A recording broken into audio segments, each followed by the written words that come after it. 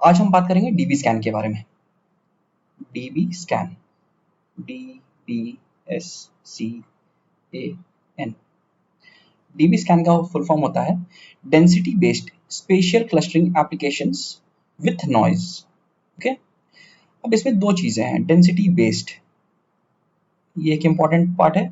Density based clustering application, spatial clustering application with noise, ये दूसरा part है important, with noise. अभी density based क्या है? इसके पहले हमने दो एल्गोरिथम्स देखे थे। कौन कौन से? के मीन्स और हायरार्किकल। के मीन्स और हायरार्किकल में हमने एक प्रॉपर्टी देखा था कि के मीन्स और हायरार्किकल का एक प्रॉपर्टी रहता है कि every data point is a part of a cluster. Okay, every data point is part of a cluster. और दूसरा पॉइंट क्या देखा था हमने कि मेरा जो भी क्लस्टर बनेगा वो मेरा ऑलमोस्ट स्फेरिकल फॉर्म का बनेगा। अगर मेरा डेटा यहां पे बनाते हैं, अगर मेरा डेटा कुछ ऐसा हुआ, ये प्रॉब्लम्स हमने देखा भी था के मीन्स और हायरार्किकल में। अगर मेरा डेटा ऐसा है,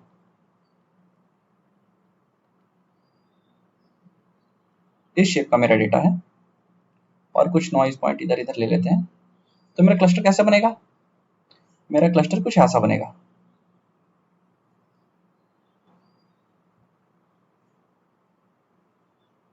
हर एक पॉइंट किसी न किसी क्लस्टर को एलोकेट होगा और ये जनरली स्फेरिकल या फिर राउंड शेप का क्लस्टर्स बनेगा। ये डेंसिटी को कंप्लीटली इग्नोर कर देगा। वेयरएज अगर इस केस को सक्सेसफुली क्लस्टर करना है तो इसका क्लस्टर कैसे बनेगा?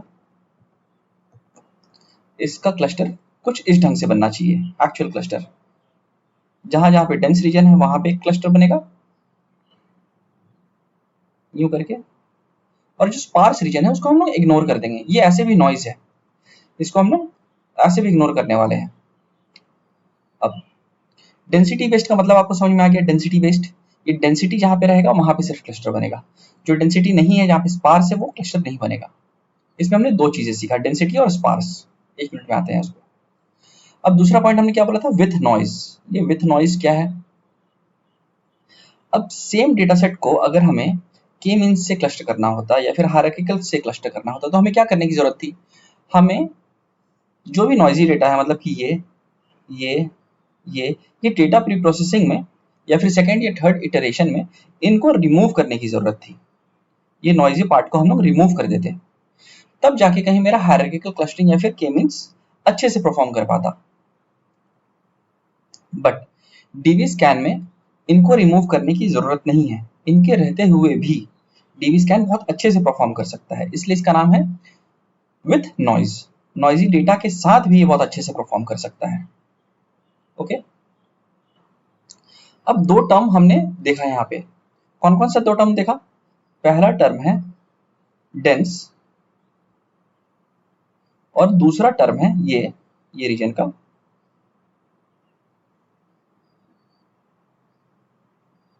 स्पार्स।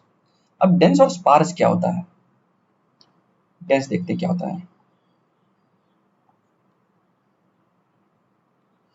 कोई भी गिवन स्पेस में या फिर कोई भी गिवन डेटा स्ट्रक्चर में, डेटा स्ट्रक्चर किसी भी टाइप का हो सकता है, या तो वेक्टर हो सकता है, या तो मैट्रिक्स हो सकता है, या फिर एरे हो सकता है, कोई सा भी डेटा सेट है, उसमें अगर मेरा मैक्सिमम वैल्यूज नॉन जीरो है, मतलब 1, 1, 2, 1, 1, 3, 100, 4, 5, 8, 0, ये 8 है, 8, 0, 4, 0।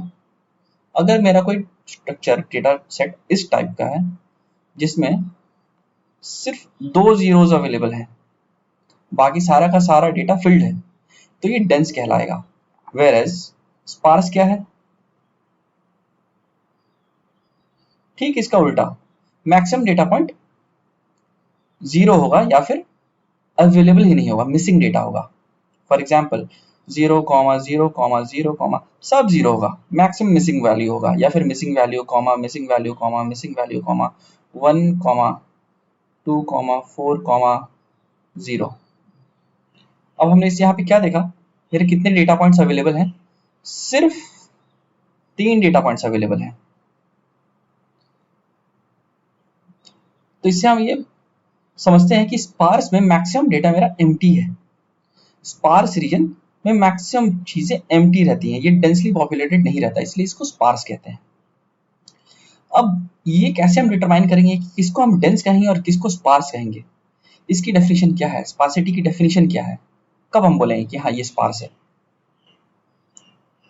मान लीजिए आपने कहा कि अगर इस टाइप का कुछ रीजन रहा तो इसको स्पार्स कहेंगे, तो हम मैं इससे भी ज्यादा स्पार्स स्ट्रक्चर बना सकता हूँ क्या। फॉर एग्जाम्पल मैं एक नया स्पार्स मैट्रिक्स बनाता हूँ, मैं एक नया वेक्टर बनाऊंगा, यहाँ पे होगा सारे के सारे जीरो होंगे, कॉमा 1,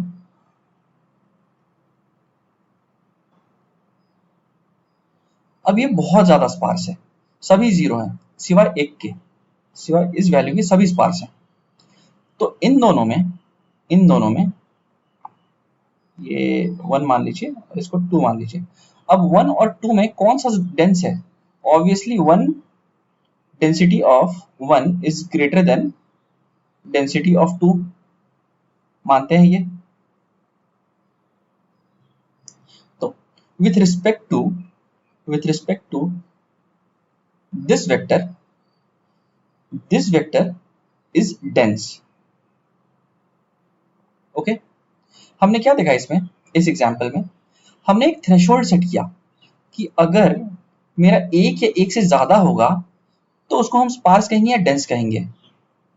और ये सेट किस बेसिस पे किया, रिलेटिव बेसिस पे किया। हो सकता है इसको हम स्पार्स भी कह सकते हैं, इसको डेंस भी कह सकते हैं। अब इसको बहुत अच्छे से समझने के लिए एक और एग्जांपल लेंगे हम लोग।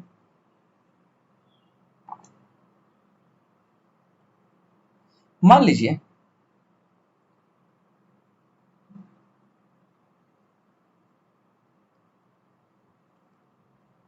एक एनक्लोज्ड एंटिटी है, इसमें मेरे कुछ डेटा पॉइंट्स अवेलेबल हैं।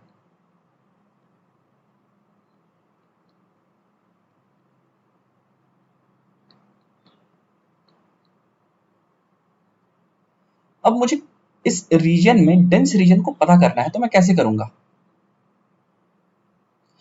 मैं डेफिनेटली क्या करूंगा, मैं एक मेट्रिक लूंगा, एक यूनिट मेजर का मैं सर्कल बनाऊंगा एक, या तो एक स्क्वायर बनाऊंगा। ओके, सपोज मैंने एक स्क्वायर बनाया और मैंने काउंट किया, एक ये स्क्वायर का लेंथ इक्वल होगा, आई मीन ये बहुत छोटा भी हो सकता है, कोई बड़ा भी हो सकता है, बट ये इक्वल होगा अक्रॉस दिस होल बॉडी। मतलब सेम लेंथ की स्क्वायर को मैं यहाँ पे भी मूव करूंगा, यहाँ पे भी मूव करूंगा, नीचे भी मूव करूंगा, ये जो स्क्वायर ये मेरा कांस्टेंट रहेगा। और मैं ये चेक करूंगा कि मेरे कितने सारे डेटा पॉइंट्स अंदर में इनक्लोज्ड हो गए। अगर एक स्पेसिफिक क्वांटिटी से ज्यादा डेटा पॉइंट्स इनक्लोज्ड हैं तो उसको हम डेंस कहेंगे। मान लीजिए 5 या 5 से अधिक है। ओके, 5 हम अपना थ्रेशोल्ड मानते हैं, थ्रेशोल्ड इज इक्वल टू 5। अगर 5 या 5 से अधिक डेटा पॉइंट है तो हम डेंस कहेंगे। क्या इसके अंदर है 1 2 3 4 5 6 7 8 9, तो ये डेंस कहलाएगा, ये डेंस कहलाएगा। इसमें 5 डेटा पॉइंट्स है, नहीं है, तो ये स्पार्स कहलाएगा। अगेन इसमें चेक करेंगे, ये भी स्पार्स कहलाएगा। सेम हम नीचे मूव कर जाएंगे, 1 2, नहीं ये भी स्पार्स कहलाएगा। सेम हम नीचे मूव कर जाएंगे, हाँ 5 से ज्यादा है, तो ये डेंस कहलाएगा। ओके, हमारा एल्गोरिथम भी यही करता है। इसमें हमने देखा, इस एग्जांपल में हमने देखा हमारे पास 2 वेरिएबल्स हैं। कौन कौन से 2 वेरिएबल हैं, एक पहला तो length of square,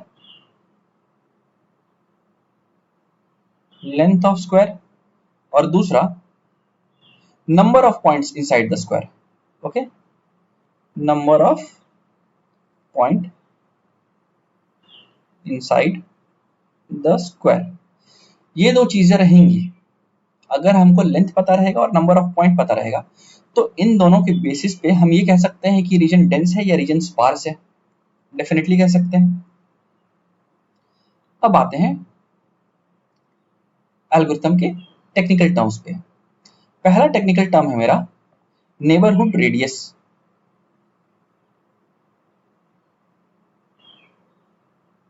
neighbourhood radius, neighbourhood radius कुछ नहीं है बल्कि लेंथ ऑफ स्क्वायर है। हम यहाँ पे रेडियस इसलिए ले रहे हैं क्योंकि हम स्क्वायर नहीं बनाएंगे, हम एक सर्कल बनाएंगे। अब हम सर्कल क्यों बना रहे हैं? अगर स्क्वायर लेते हैं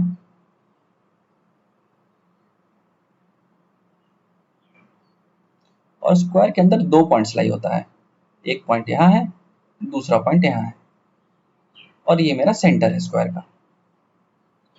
डेफिनेटली यहां से इस साइड की डिस्टेंस कम होगी और डायगोनल की डिस्टेंस ज्यादा होगी। ओके, ये मेरा डायगोनल है, ये मेरा साइड है, साइड हमेशा छोटा होगा डायगोनल से। इस केस में डेंसिटी मेजर करने में इनकंसिस्टेंसी मेंटेन हो सकती है। हम इक्वल डेंसिटी मेजर नहीं कर सकते स्क्वायर अगर लेते हैं, तो इसलिए हम लोग स्क्वायर की जगह एक रेडियस लेंगे या फिर एक सर्कल लेंगे विथ स्पेसिफिक रेडियस r। ऊपर में मैंने स्क्वायर सिर्फ समझाने के लिए बनाया था, इसकी जगह पे हम लोग सर्कल भी ले सकते हैं, इनफैक्ट सर्कल ही लेंगे। हमने नेबरहुड रेडियस बनाया, सॉरी नेबरहुड सर्कल बनाया विथ रेडियस r। अब नेबरहुड रेडियस क्या करता है, ये हम सर्कल किसके ऊपर बनाएंगे, ये हम एक डेटा पॉइंट के ऊपर बनाएंगे। मेरा डेटा पॉइंट कैसा होगा, मेरा डेटा पॉइंट यहाँ है, ठीक है, इसके ऊपर हमने एक सर्कल बनाया विथ रेडियस r। अब चेक करेंगे इस r रेडियस सर्कल के अंदर, ये इमेजिनरी सर्कल है, इस सर्कल के अंदर मेरा कितना सारा नेबर अवेलेबल है।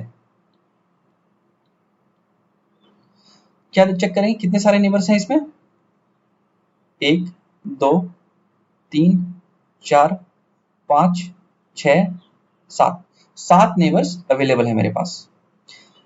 बिकॉज ये सर्कल मेरे को नेबर्स बताता है कि मेरे अंदर इस सर्कल के अंदर कितना नेबर्स अवेलेबल है, इसलिए इसको नेबरहुड रेडियस कहते हैं। ये हो गया सर्कल R। अब सेम एग्जांपल हम लेते हैं और इस सर्कल को हटा देते हैं, ठीक है, और इस बड़े सर्कल के बजाय हम एक छोटा सा सर्कल ड्रॉ करते हैं, ठीक है। अब अगर हम छोटा सर्कल ड्रॉ कर रहे हैं तो हमें क्या दिख रहा है, क्या हमारे पास कोई भी नेबर अवेलेबल है? 3 अगर एक कोई पॉइंट है तो क्या इसके अगल बगल कोई भी नेबर अवेलेबल है? नहीं है अवेलेबल।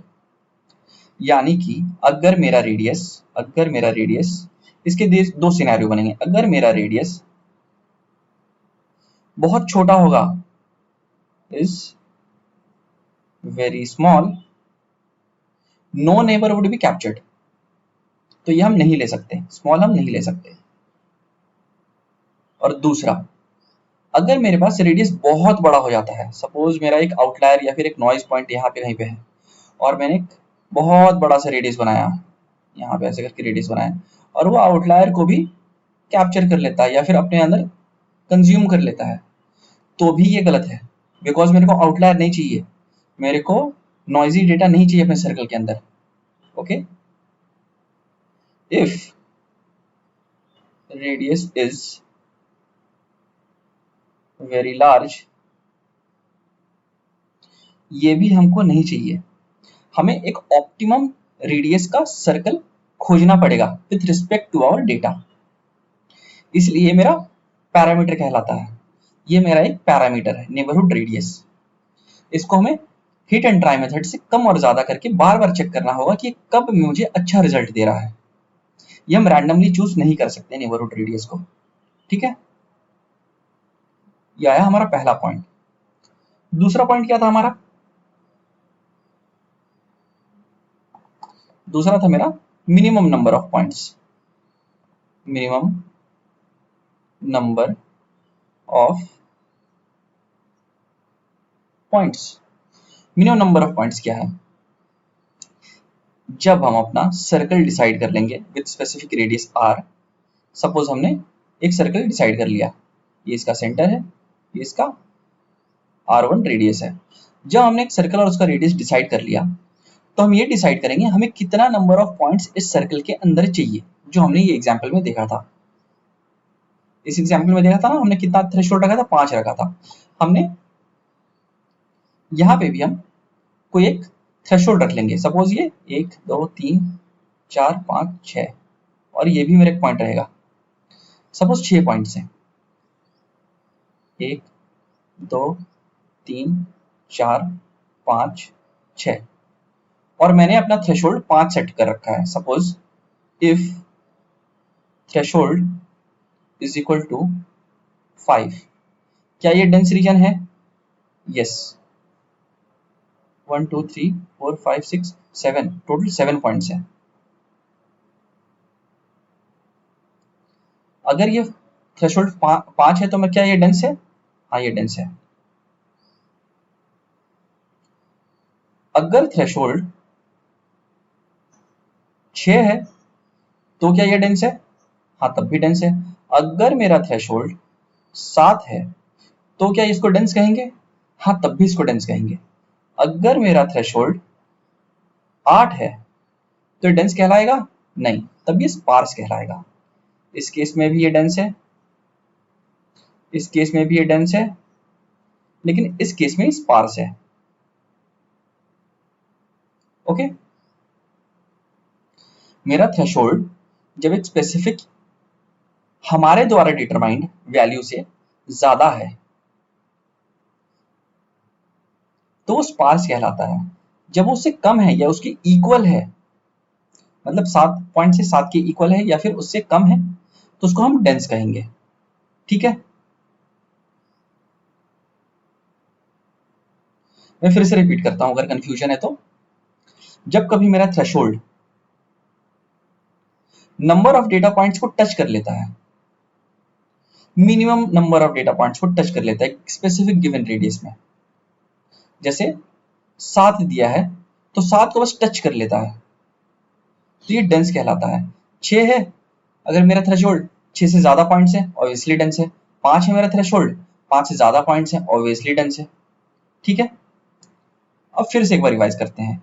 दो क्या क्या पॉइंट्स हैं हमारे मेरे पास?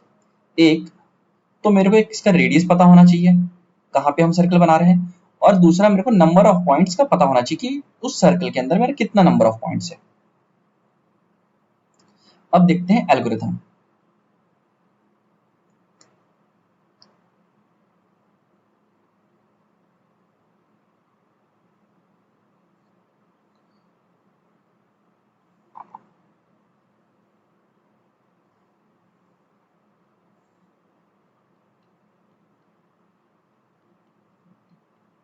ये डेंस रीजन बनाया हमने, ये स्पार्स रीजन बनाया है। ठीक है,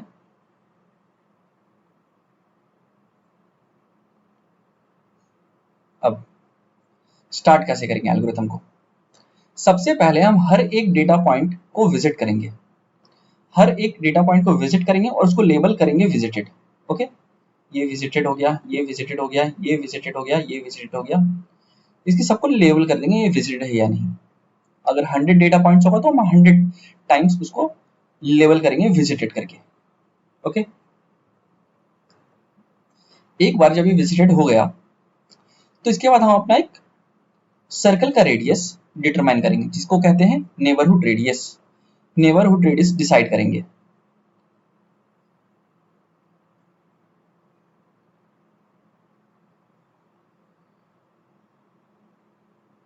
नेबरहुड रेडियस डिसाइड करेंगे कितना है, कोई भी 1 या 2 यूनिट मान लेंगे। सपोज हम 2 यूनिट मानते हैं।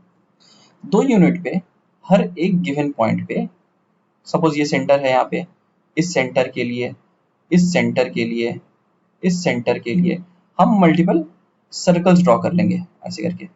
ठीक है,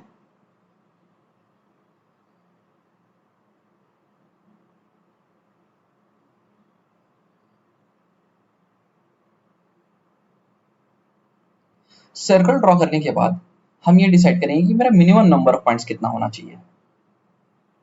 मिनिमम नंबर ऑफ पॉइंट्स हम ये डिसाइड करेंगे। सपोज मेरे पास 2 मिनिमम नंबर ऑफ पॉइंट या 3 मिनिमम नंबर ऑफ पॉइंट है। पहला पैरामीटर ये, दूसरा पैरामीटर ये। सपोज हम 3 डिसाइड कर लिए। अब जिस भी सर्कल के अंदर मेरे को 3 डेटा पॉइंट्स दिखेंगे उसको हम डेंस डिक्लेयर कर देंगे। फिर से रिपीट करता हूं, जिस भी सर्कल के अंदर, सपोज ये सर्कल है, इस सर्कल के अंदर मेरे को 3 डेटा पॉइंट्स दिख रहे हैं, नहीं दिख रहे हैं, एक इमेजिन कर लेते हैं, 3 डेटा पॉइंट्स डाल देते हैं, तो ये मेरा डेंस कहलाएगा, तो ये मेरा डेंस रीजन कहलाएगा। इसमें 3 है, नहीं है, ये मेरा स्पार्स कहलाएगा। यहाँ सब जगह ड्रॉ करेंगे, कहीं पे भी 3 आ रहा है, नहीं आ रहा है, 3 यहाँ आएगा, इस रीजन में आएगा, तो इसमें कुछ सर्कल्स को डेंस मान लीजिए, इसको डेंस मान लीजिए, इसको डेंस मान लीजिए, सपोज कर दिए ये डेंस है। जब ये डेंस रीजन में क्लासिफाई हो गया तो एक हम क्लस्टर बनाएंगे ऐसे करके, ओके, और इसको नाम देंगे A1, A1 नहीं करिए A, और इसको हम नाम देंगे B। मेरे पास 2 क्लस्टर्स बने जिसकी डेंसिटी एक स्पेसिफिक थ्रेशोल्ड से ज्यादा है, A और B। बाकी का रीजन हम ऐसे ही छोड़ देंगे बिकॉज ये नॉइज पॉइंट है, ठीक है। अब इसको करने के लिए मेरे पास 2 सिनेरियो आया।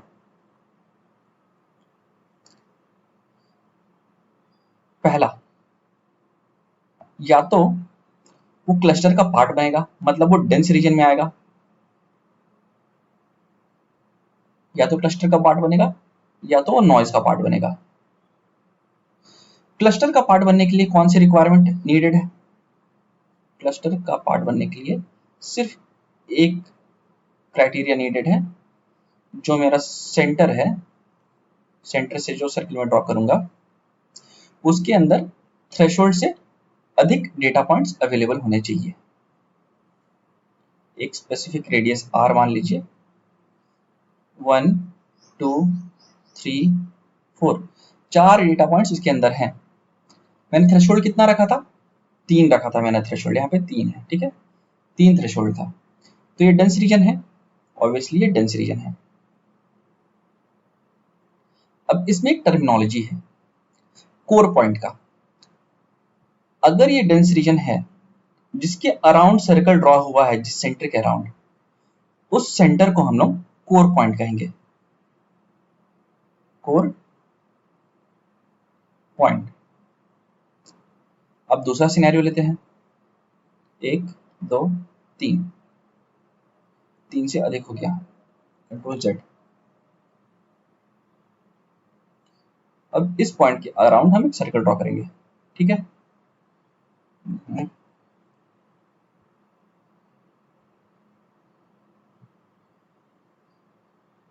सर्कल ड्रॉ किया, सेम रेडियस r से। मैंने देखा कि मेरे नेबर्स कितने हैं, मेरा 1 और 2, 2 डेटा पॉइंट्स अवेलेबल हैं। क्या मेरा थ्रेशोल्ड को मीट कर पा रहे हैं? नहीं कर पा रहे हैं। तो ये जो पॉइंट होगा, ये पॉइंट, इसको हम कहेंगे नॉइज पॉइंट, नॉइज पॉइंट। हमने क्या देखा? हमने 2 टर्मिनोलॉजी देखा। जिस भी पॉइंट के अराउंड सर्कल ड्रॉ होगा और उसमें minimum number of points available होगा, उस पॉइंट को हम लोग कोर पॉइंट कहेंगे, और अगर सफिशिएंट नंबर ऑफ नेबर्स नहीं रहा तो उसको हम लोग नॉइज पॉइंट कहेंगे, ठीक है। कोर पॉइंट और नॉइज पॉइंट हो गया। अब एक और पॉइंट आता है जिसको हम कहते हैं बाउंड्री पॉइंट।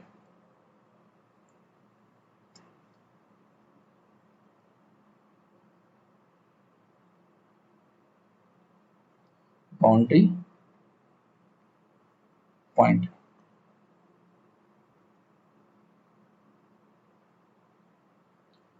बाउंड्री पॉइंट क्या होता है? सपोज मेरे पास ये सेंटर है मेरा, ठीक है, और मैंने एक सर्कल ड्रॉ कर दिया। सर्कल कैसे ड्रॉ किया? r रेडियस से ड्रॉ कर दिया, ओके। मैंने काउंट किया कितने नेबर्स है मेरे पास, 1 और 2। मेरे पास सफिशिएंट नेबर नहीं है। कितने होने चाहिए? थ्रेशोल्ड कितना है मेरा? थ्रेशोल्ड मेरा 3 है, तो एटलीस्ट 3 होना चाहिए, 3 को टच करना चाहिए नंबर ऑफ नेबर्स। नहीं टच किया, मतलब कि ये नॉइज पॉइंट है। लेकिन अगर मेरा कोई भी नेबर, यानी कि 2, इफ मैं लिखूंगा, इफ मेरा जो सेकंड पॉइंट है, ये मेरा 2 एक कोर पॉइंट है, if 2 is a core point, CORE। अगर 2 मेरा कोर पॉइंट है तो देन 1 जो फर्स्ट पॉइंट है इज बॉर्डर पॉइंट या फिर boundary point.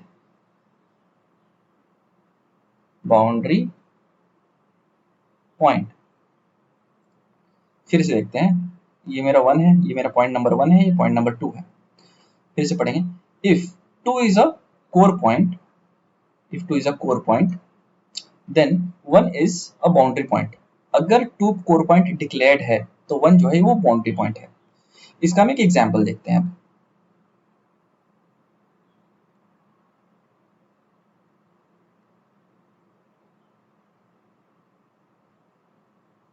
Okay, circle draw करेंगे।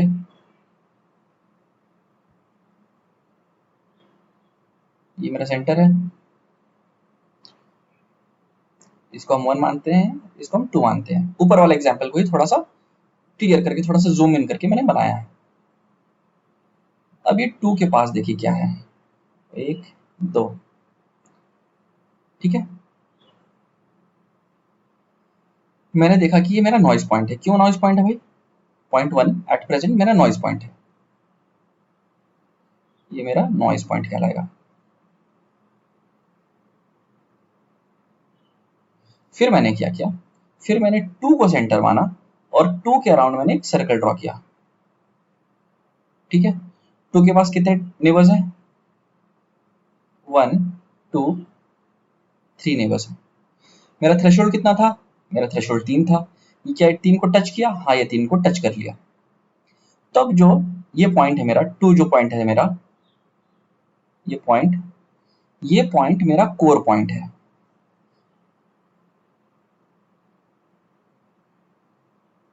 जब हमें ये पता चल जाएगा कि 2 मेरा कोर पॉइंट है तो ये 1 नॉइज पॉइंट नहीं रहेगा, ये नॉइज पॉइंट से हटके ये बॉर्डर पॉइंट बन जाएगा, बाउंड्री पॉइंट, ठीक है। हमने 3 चीजें देखे। कौन कौन से 3 चीजें देखा हमने? हमने देखा कोर पॉइंट क्या होता है, नॉइज पॉइंट क्या होता है और बाउंड्री पॉइंट क्या होता है।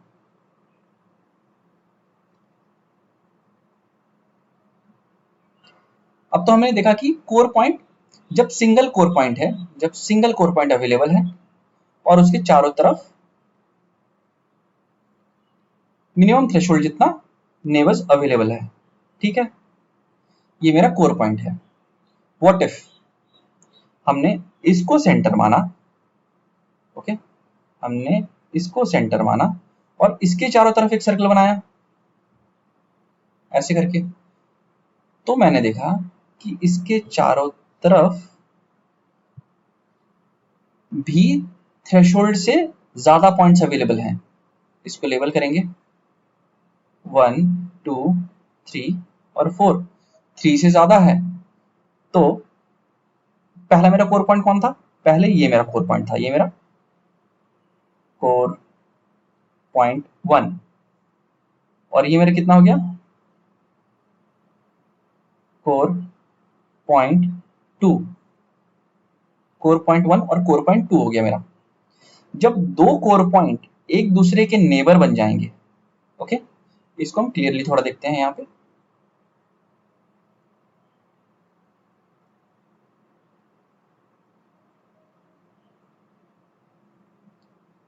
ऐसा था, ऐसा था, ऐसा, 1 2 3, कुछ ऐसा ही है। मैंने इसको यहाँ पे रेप्लिकेट करने की कोशिश की है।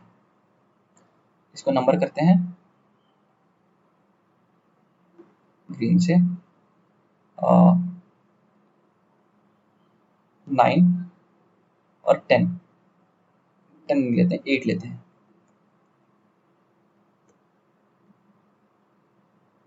9 और 8, ये 4 1 2 3, ये कितना है मेरा?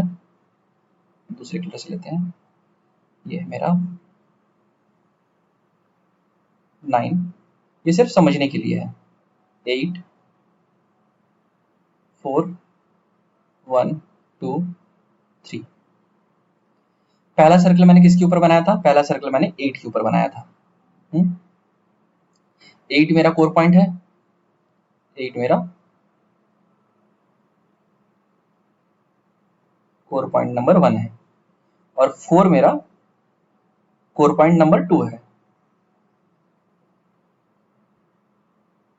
यहाँ तक ठीक है। जब 4 और 8 एक दूसरे के नेबर में है और दोनों कोर पॉइंट है, तो क्या होगा, दोनों सेम क्लस्टर का पार्ट बन जाएगा। ठीक है। अब हम लोग प्रैक्टिकल्स करेंगे, प्रैक्टिकल करके देखेंगे। सेम चीज हम लोग प्रैक्टिकल में अप्लाई करेंगे। हम लोग एक रैंडम डेटा सेट क्रिएट करेंगे। रैंडम डेटा सेट क्रिएट करने के बाद हम लोग ये क्लासीफाई करेंगे कि वो डेटा सेट में कौन सा कोर पॉइंट है, कौन सा नॉइज पॉइंट है, और कौन सा बॉर्डर पॉइंट है। और मैनुअली करने को कोशिश करेंगे कि